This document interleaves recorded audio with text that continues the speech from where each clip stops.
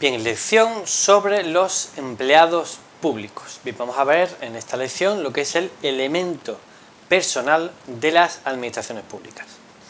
Las administraciones públicas, para llevar a cabo sus fines, su actividad de interés general para los ciudadanos, necesitan el elemento personal, que son los bienes públicos, una lección distinta de este manual, y el elemento material de las administraciones públicas, y el elemento personal, que es fundamental, que son los empleados públicos. Bien, posiblemente los empleados públicos sea la parte más difícil de gestión, sobre todo en ayuntamientos medianos y grandes, porque el elemento personal siempre es complejo de gestionar. También podemos decir que uno de los grandes problemas de la administración pública en España posiblemente sea la forma de gestión del personal de las administraciones públicas, la gran cantidad de personas que hay de empleados públicos que tienen las administraciones públicas y la utilización de entidades instrumentales precisamente para la contratación de personal de las administraciones públicas, intentando, por lo menos tradicionalmente, intentando no seguir los procedimientos legalmente establecidos. Hay una realidad, es que en la actualidad, según el Ministerio de Hacienda, España tiene aproximadamente unos 3 millones de empleados públicos en toda España, a año de 2020. Y ahí es una realidad distinta que en los años 70 había aproximadamente 1 millón de empleados públicos, es decir, una tercera parte. Y es algo para reflexionar que la tramitación de los procedimientos con una tercera parte de los empleados públicos actuales normalmente eran, es una pena decirlo, pero 3 veces más rápido se tramitaban que en la actualidad. En la actualidad, teniendo el triple de funcionarios, de empleados públicos, es el triple de más lento la tramitación administrativa.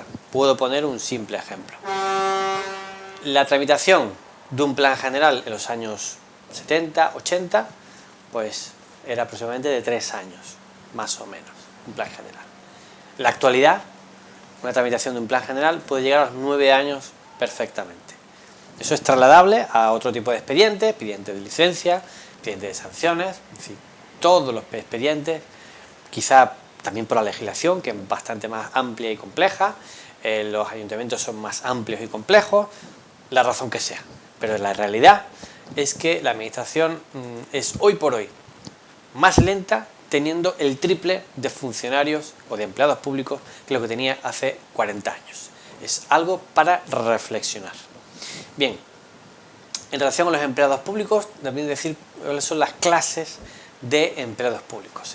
El empleado público por excelencia es el funcionario, que es aquel que está sometido a un régimen estatutario especial y que de alguna forma es un empleado público de forma indefinida hasta su jubilación. Hay que decir que este régimen de vinculación personal a las administraciones públicas en la mayoría de países de la Unión Europea está prevista para muy específicos cargos y sobre todo los de tipo A, que ahora veremos lo que son. Es decir, jueces, fiscales, secretarios de ayuntamiento, es decir, cargos de cierta relevancia y cierta entidad son empleados públicos, y el resto pues tienen un estatus distinto, que es la otra clasificación, que son los empleados laborales, que tienen una mayor flexibilidad para su gestión y mayor flexibilidad para su movilidad y sustitución. Bien, esa es la gran diferencia que tienen con los empleados públicos con el personal laboral. También es cierto que el personal laboral tiene ventajas, pero tiene inconvenientes. El personal laboral, cuando es de cierta entidad y cierto prestigio y cierta responsabilidad, pues el personal laboral está más sujeto o es menos independiente que un personal funcionario. El personal funcionario puede ejercer su función con mucha más libertad y mucha más flexibilidad. También existe una tercera categorización, el funcionario interino, es decir, aquel personal que tiene la categoría de funcionario, pero durante un periodo limitado de tiempo.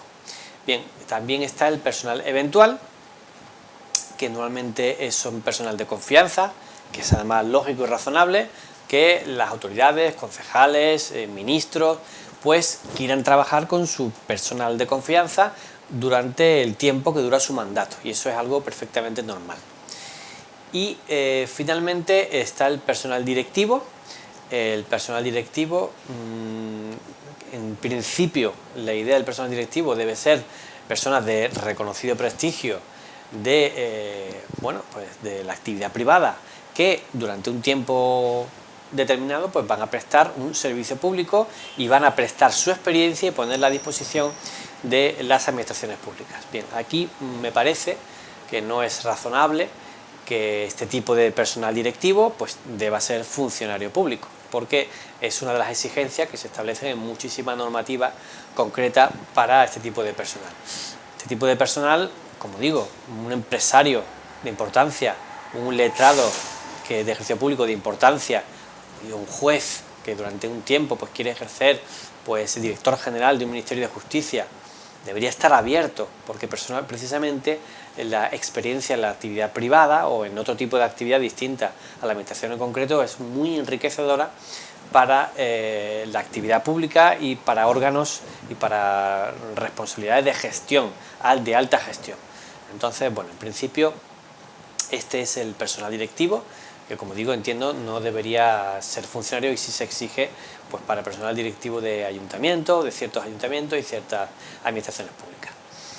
Bien, dicho esto, la organización interna de los empleados públicos. En ese sentido, pues está la relación de puestos de trabajo, es decir, todas las administraciones públicas deben tener una relación de puestos de trabajo en el cual pues se organiza todo ese personal y se le da sus concretas atribuciones, algo que es esencial para poder saber cuáles son las atribuciones de cada personal público, cuál es su localización, cuáles son sus funciones y, en su caso, si hay que hacer algún tipo de movimiento, que evidentemente está perfectamente permitido, pues hacerlo siempre dentro de este elemento que es una norma, tiene carácter de norma, que es la relación de puestos de trabajo.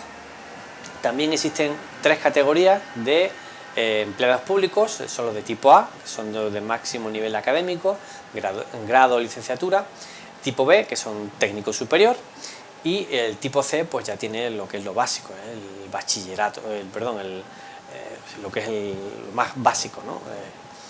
El graduado escolar, ¿no?, que se decía antiguamente. Bien.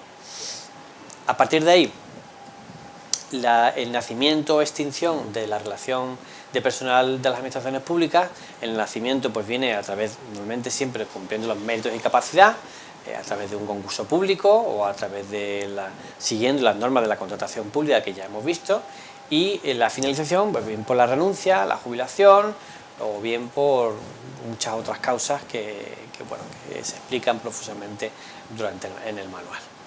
Y finalmente hace referencia a la materia disciplinaria. Los funcionarios, los empleados públicos, están sujetos a la normativa del personal de las administraciones públicas, y en ese sentido pues tienen deber de cumplir con todos sus deberes, y en caso de incumplimiento pueden ser sujetos a infracciones leves, graves o muy graves, con hasta la posible pérdida de la condición de empleado público.